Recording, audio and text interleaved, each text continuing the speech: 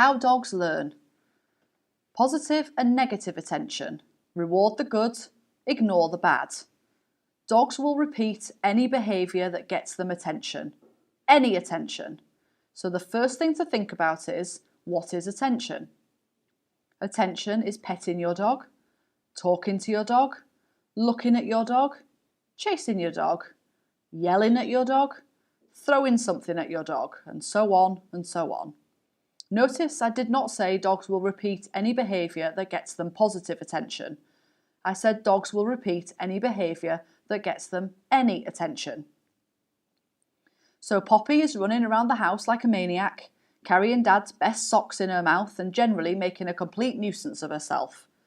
Dad, in turn, runs around the house, chasing after her and yelling at her, cursing the day he ever thought getting a dog was a good idea. And then, tired of her great game of chase and make Daddy crazy, Poppy lies down on her bed.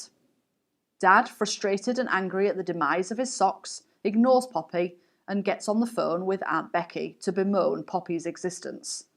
What behaviour will get repeated? You got it, running around like a maniac with Dad's sock. That's the behaviour that got the attention. Lying down nicely on the bed got Poppy ignored. She becomes less and less likely to lie down nicely and more likely to grab socks and play chase. If a dog has a choice between a behaviour that gets ignored and a behaviour that gets negative attention, it will choose the behaviour that gets negative attention. Here's the good news. If a dog has a choice between behaviour that gets it positive attention and a behaviour that gets it negative attention, it will choose the behaviour that gets positive attention. This means there is a ready-made solution to the problem of Poppy and the socks. To the extent a bad behaviour can be ignored, it will be eliminated. But if you can't ignore it, then let's be realistic. A lot of it you can't ignore. Make sure you find a way to minimise the behaviours you don't want with minimal attention, and to emphasise the behaviours you do want with positive attention. When Poppy lies down and is behaving how you want her to, you need to reward her for that. Good girl to lie down, well done. Think about the things you give your dog attention for. Make sure you include subtle kinds of attention, such as looking at your dog, and negative attention, such as yelling at your dog. Think about the things you don't give your dog attention for, including lying down nicely on their bed. Now think about ways of giving your dog positive attention for the behaviours you want. I promise you will see a difference in your dog's behaviour. Reinforcement or punishment. Reinforcement, usually a reward, is anything that encourages the dog to perform the behaviour again. Punishment, usually an aversive, is anything that discourages the dog from performing the behaviour again. Let's look at types of reinforcement. Food, a survival resource and usually the best motivator. Dogs have 2,000 taste buds compared to our 10,000. However, they have 25 more olfactory receptors than ours, leading to their sense of smell being 1,000 times more sensitive than ours. So good, smelly treats such as garlic sausage are far more effective than tasty treats. Praise. Although dogs' communication systems are not as verbal as ours, praise such as good dog can become a learned reward. This occurs by association.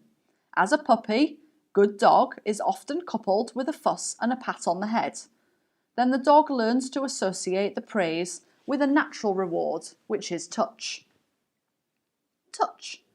Domestic dogs will often seek physical contact as a reward when they are brought up well socialised with people and with contact. Eye contact. Dogs will look up at us to make eye contact for our attention, to give theirs and for reassurance.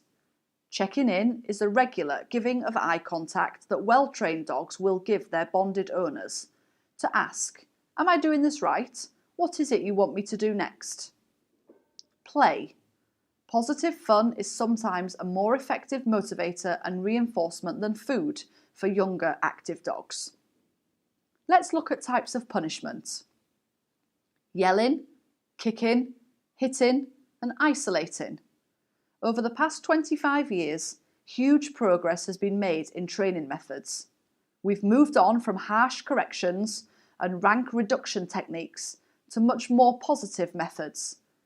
It must be far better to train your dog to behave well and do as you ask because they want to, not out of fear, and far better for building a good relationship. How to get your dog to behave well. Reinforce everything you want them to do when they do it. Use every opportunity to reinforce a good behaviour. When they settle quietly on their bed, when they don't beg for food, when they don't jump up on you. Sitting to have the lead put on or removed. Giving you attention or eye contact. Don't concentrate on correcting unwanted behaviours. Just ignore them. Apart from self-rewarding behaviours such as barking and fighting, behaviours without reinforcement will fade away and stop completely. This is extinction. However, before the behaviour completely stops, an extinction burst may be seen, where the behaviour dramatically increases in intensity and frequency as a last attempt from the dog to gain reinforcement from it.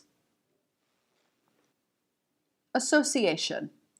Dogs learn by associating two or more things that occur simultaneously. For example, the sound of the biscuit jar with a treat, the sound of the doorbell with visitors, the sight of the lead with going for a walk. For training obedience, we use the same pattern of association to teach behaviours on command. We pair a hand signal and a word with a behaviour, for example, sit. Repetition. Lots of pairings of stimuli happen continuously throughout the day, but they need to be repeated in order to make an association. Just 1, 2, or 3 occurrences of the phone ringing and the dog being fed his dinner does not mean this happens every time. On average, 350 repetitions are needed for a dog to form a solid association. This doesn't mean, however, that prior to this, a dog can't learn a sequence of events that are likely to result in a consequence. Alongside the repetitions, generalization to other contexts is crucial. For example, if you only ever practice recall in your garden at home, with no other animals about, on a quiet evening, your dog is never going to effectively recall to the same standard in the park whilst playing with other dogs.